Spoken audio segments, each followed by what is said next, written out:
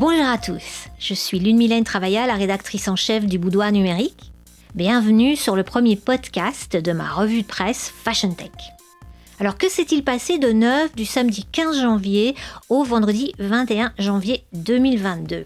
Évidemment, c'est les Fashion Week qui sont déroulées à Milan, puis à Paris pour les collections Homme-Automne-Hiver 2022-2023.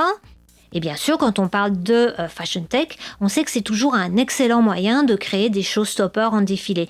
Vous savez, les showstoppers, ce sont ces pièces spectaculaires qui attirent toute l'attention sur le runway.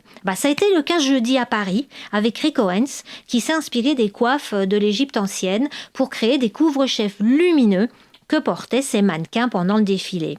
Donc si vous n'avez pas vu les images sur le boudoir numérique, ce sont des coiffes en tubes fluorescents qui rendent hommage à Dan Flavin, un artiste américain célèbre pour ses installations en néon.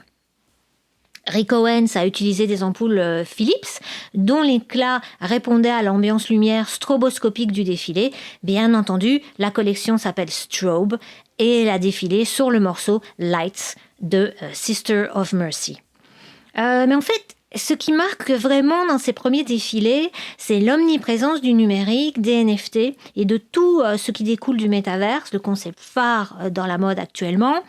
Par exemple, samedi dernier, le 15 janvier, à Milan, la marque italienne Fendi a dévoilé sur le podium sa collaboration avec une start-up française, Ledger. Alors Ledger, ils n'ont rien à voir avec la mode, en tout cas pas de premier abord. C'est une entreprise qui commercialise des portefeuilles électroniques physiques de crypto-monnaies sous forme de clés USB. Alors je sens que je vous perds un petit peu, mais en fait c'est très simple. Ce sont des clés qui permettent à leurs propriétaires de stocker et de gérer leurs actifs numériques. Pour ceux qui ont plein de bitcoins et qui veulent les garder proches de leur cœur, la directrice artistique de Fendi, Silvia Venturini Fendi, a signé 2 étuis dans lesquels on va pouvoir glisser son hard wallet Nano X de Ledger. Et puis on accroche bien sûr ces étuis sur son sac Fendi, parce qu'on est une fashionista, on a vu comment ça se faisait en défilé. Le premier étui est une version miniature du sac baguette iconique de Fendi. Et l'autre figure le logo en double F inversé de la marque. Alors vous avez le temps d'économiser, les 2 étuis ne seront pas disponibles avant juin prochain. Autre exemple de l'obsession NFT de la mode a été donné mardi 18 par la marque française Egon Lab.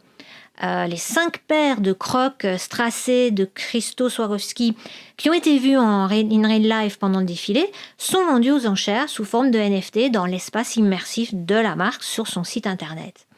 En fait, chaque semaine qui passe apporte son lot d'annonces qui témoignent de l'engagement des marques dans la culture numérique et en particulier les NFT. Donc cette semaine ne fait pas du tout exception. Je pense à la marque italienne Gucci qui mardi a lancé la série de NFT Super Gucci. Elle l'a fait en collaboration avec la société américaine d'art toys Super Plastic. Là encore, on ne se précipite pas. Les NFT Super Gucci seront droppés dans le Gucci Vault en février prochain. Pour ceux qui ne le savent pas, le Gucci Vault, c'est le magasin en ligne de Gucci. Alors, est-ce que c'est fini pour les NFT cette semaine ? Eh bien, pas du tout, parce que jeudi, Adidas et Prada se sont associés pour la création d'une œuvre NFT collaborative. Ça se passe autour de la collection plus durable de la marque italienne Renylon. C'est celle qui est confectionnée à partir de nylon recyclé. Et cela, ça se fait en collaboration avec l'artiste numérique Zach Lieberman. Et maintenant, si on se projette un peu plus loin vers les défilés haute couture parisiens qui commenceront la semaine prochaine à partir du 24 janvier, on a appris lundi dernier par voie de communiqué que Julien Fournier renonçait à présenter sa collection en défilé présentiel en raison de la pandémie de Covid-19. Ce qui n'empêche pas le couturier français, lui aussi, de lorgner vers les mondes digitaux, puisqu'il a annoncé que sa collection First Love s'intégrerait dans le métaverse. Les joueurs du jeu PUBG Mobile auront accès à 2 silhouettes virtuelles, des skins, pour habiller leur avatar. Si on parle beaucoup du métaverse et des assets numériques dans la mode, force est de constater que nous n'en sommes qu'au balbutiement de ces univers immersifs, finalement encore peu connus du grand public. Une étude de l'Institut de sondage IFOP, intitulée « Les Français et les métavers », révèle notamment cette semaine que 75% des Français nourrissent des craintes vis-à-vis des espaces virtuels.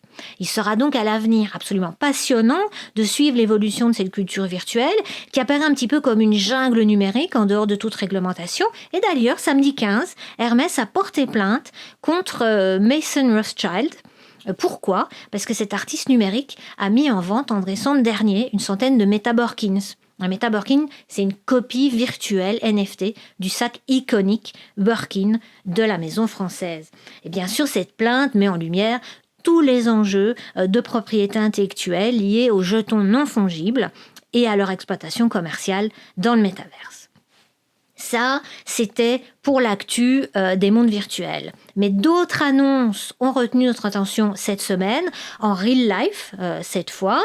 En bref, il s'agit lundi de l'entreprise chimique suisse Archroma qui s'est associée à Gynologia, le spécialiste espagnol des technologies de finition durable pour vêtements. Leur ambition, une solution de délavage de jeans plus durable.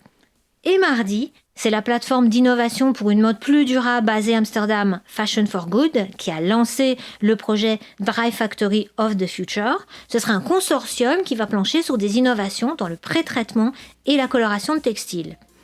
Terminons enfin cette revue de presse par des félicitations bien méritées. D'abord, pour la start-up belge Resortex et son fondateur Cédric Vanouk, qui rejoint l'incubateur la maison des start-up LVMH à Station F.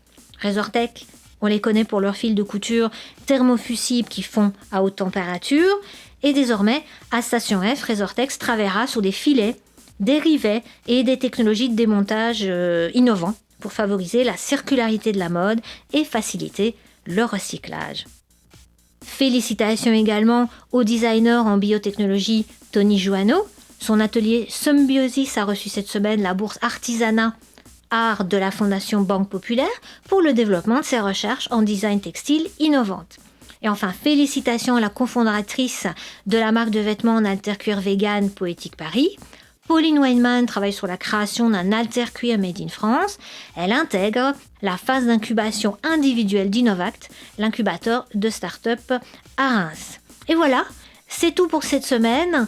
On se retrouve la semaine prochaine pour la revue de presse Fashion Tech du Boudoir Numérique. N'hésitez pas à nous laisser vos commentaires, suggestions, infos et autres coups de cœur. En attendant, comme le dit si bien Monsieur Spock, live long and prosper. Live long and prosper.